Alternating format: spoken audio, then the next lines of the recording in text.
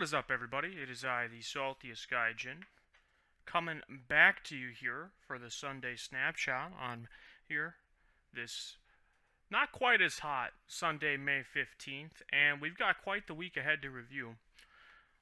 So let's start by reviewing our week now in the rearview mirror. Of course, we were playing Explorer on Tuesday. We had the Budget Battle, Season 3, Episode 1 on Thursday. We even got to sneak in a variety stream on Wednesday. And then, of course, we had our regular Modern, and then even a Pioneer tournament on Saturday. So it's quite the time. We did go on a bit of a tear there on Tuesday, where we we went, what was it, 6-1 with one of our Obnixilis decks, and I think just 2-1 with the other. But we had a good time. A big focus for me was to figure out what I was going to be playing this upcoming weekend in Modern, where I'll be playing Team Trios for Nerd. In the Nerd Rage Gaming. Is it Championship Trial? I forget what the hell they call these tournaments. But the point is, I'll be playing Modern, and I was feeling a little undecided. So we're going to start this snapshot by reviewing the end of the week. So, I'll be playing in a Team Trios tournament on Saturday, and potentially an individual Modern tournament on Sunday. Of course, you could stay up to date with me live, round to round, while I'll be tweeting. Of course, originally what I'm playing, as well as my round to round updates there for you. So you can find me at SaltiestGaijin on Twitter if you want to stay up to date with that. But this is the deck list I'm playing this weekend. So first we'll just talk about the main deck. So this is, of course, Is It Murktide? Anybody who pays attention to Modern knows this deck. They know it well. It's Dragon's Rage Chandler, Murktide Regent, Ragavan. Now with this new edition Ledger Shredder, though. So you notice here, I'm actually playing 16 creatures. And as I've played more and more with this deck, I think I would cut copies of Ragavan before I cut copies of Ledger Shredder, but I did decide that I can't leave my monkey friend behind, and I'm just going to play all 16 creatures here. So I'll be playing a little bit different of a game plan than I did before, a little more aggressive is the stance I'm leaning. And then, of course, our regular smattering of spells to make space for the Ledger Shredders. I did trim my main deck Spell Pierces, because I've just not been happy with them lately. One Archmage's Charm, one Unholy Heat. Excuse me. Just felt really good, having 7 removal spells, the 7 counter spells, 8 draw spells. We even have Otawara as a piece of interaction and built into our mana base, so feeling pretty good, as well as just our mana base in general. 7 fetch lands, 6 fetchables, 3 fast lands. This Fiery Islet, I debated on this being a 4th Spirebluff Canal, but I do think I like having access to the Islet. If I'm up against a deck like Burn, it can be a little bit of a liability, but I think that'll be fine.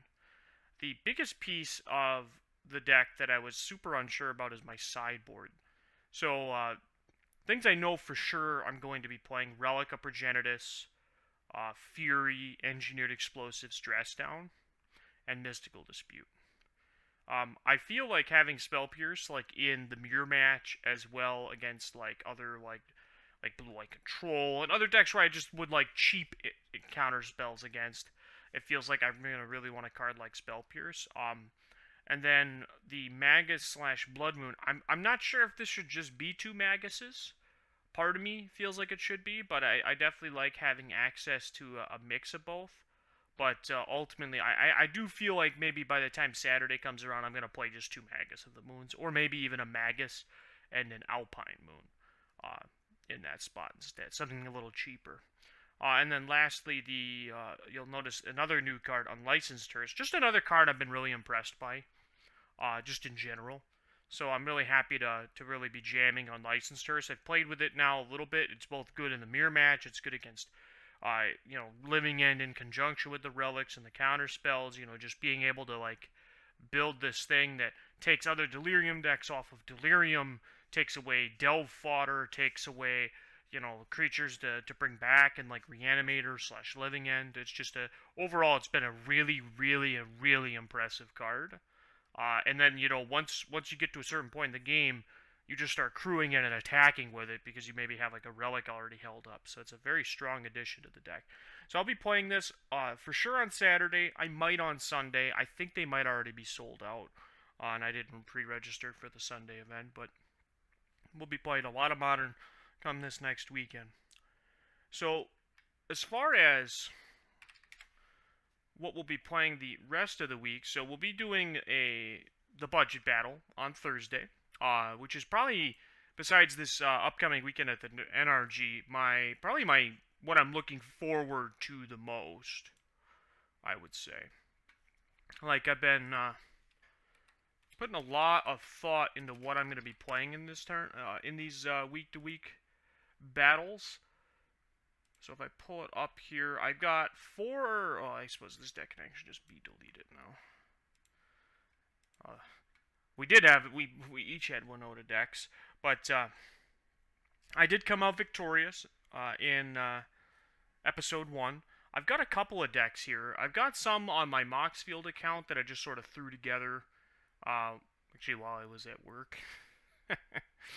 But I definitely have a lot of ideas, we'll say, for different strategies we could be playing. So let me go ahead and I'm going to export this. I have a copy for that.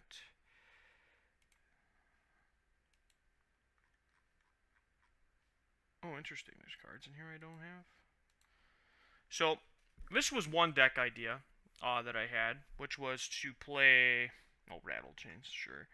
A version of the Mono Blue. This is a deck that, to clarify, I didn't cover it really, but we played Pioneer over the weekend, game day, down at a premium store, Adventure Games and Hobbies, where in the finals, I lost to this deck. And honestly, it was a version of this deck that they were missing cards for, which is definitely a little bit of a trounce, but this is a budget-friendly, powerful deck. We've been seeing it in Pioneer a lot, and I imagine we'll start to see it more and more in Explorer. So this is a deck I really want to try. Let me go ahead and just name this Mono Blue Spirits, and we'll craft all. Boom. So it's a just mono blue Curious Perception. It's a deck we've seen forever, since especially in the age of Arena. So I'm very excited to bring that to the table. I also have we had built this on stream last Thursday because got done pretty quickly.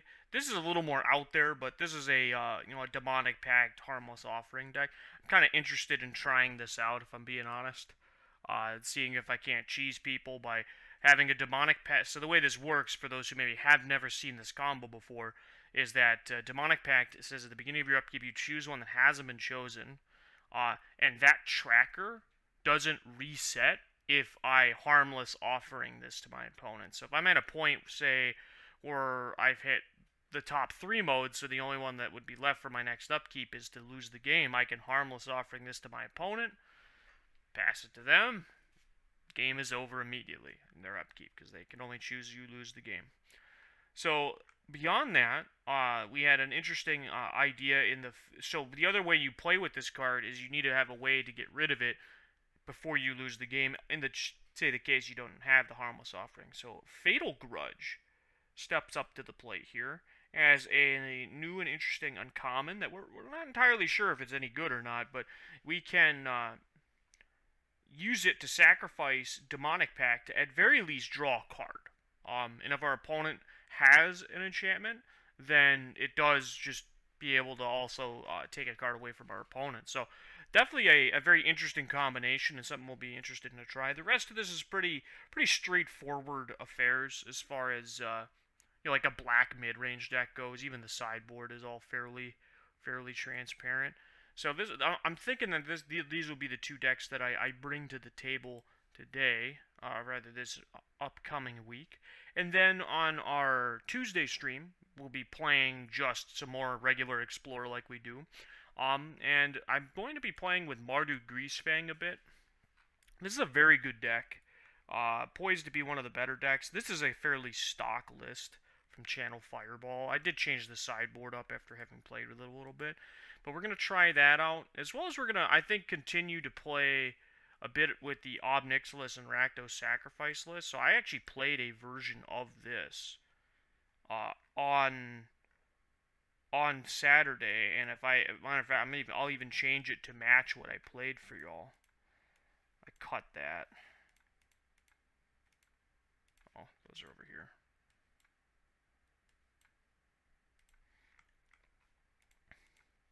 So besides the lands, which really the only big difference there is that I ended up playing just one hive, one swamp. I played I played this. And then there'd be an Urborg and, gosh, what was my other land? I actually have the deck laid out right here. Oh, I ended up playing 2 mountains, that's right. So, there'd be an Urborg, which is one of the key cards we're missing from, from Pioneer on Arena, which makes a pretty big difference. So here I'm going to end up playing a second Swamp, just to keep it similar. But I've definitely been really enjoying this deck. The sideboard is where I want to put a lot of work in on stream, but this main deck core has felt really strong. Even in Pioneer, it's felt strong, like full-on Pioneer, and I won pretty soundly most of my matches. So really, the only one I didn't have much of a game going was against the Mono Blue Spirits, which is a deck that I feel is a pretty poor matchup for this deck. Ultimately, their Supreme Phantoms and whatnot are particularly devastating. So coming up with a good sideboard plan there is going to be relevant, as well as we'll need to retool it, because this is definitely tool towards beating up Winota decks. We're also going to probably start tinkering around with our boy Ledger Shredder. This is a version of Arclight Phoenix that I played a little bit off stream just to sort of try it out, and I'm feeling pretty good about it, and I want to try it out some more. So I'll probably be messing around with that as well, because I think we'll do some longer streams this week. Alright, well, that will be it for this Sunday Snapshot. Of course, we'll be live, like we said, Tuesday and Thursday. If possible, I'm going to try to do a variety stream, either tonight, like later on Sunday evening after the podcast, or I'll be doing one on Wednesday or Monday, whichever one ends up being or my partner doesn't stream or we're not doing anything specific. So I'm going to try to get some time in to spend with y'all where we're playing through Final Fantasy VIII Remastered. It's just those are the kinds of games I like to play to really unplug my brain from Magic and from work and everything else, just to help me de-stress. And I think it's been a lot of fun playing it on stream and interacting, especially with our very good friend Drabby Noobs, as it's one of his favorite games. So again, I appreciate you all for watching. If you haven't already, go ahead and hit that subscribe button, and don't forget to click that bell. And as well as you can find us over on Twitch at twitch.tv/thesaltiestgaijin, where you can catch us live, as well as we're live here on YouTube, so you can catch us here as well. So thank you again. We'll see you again soon.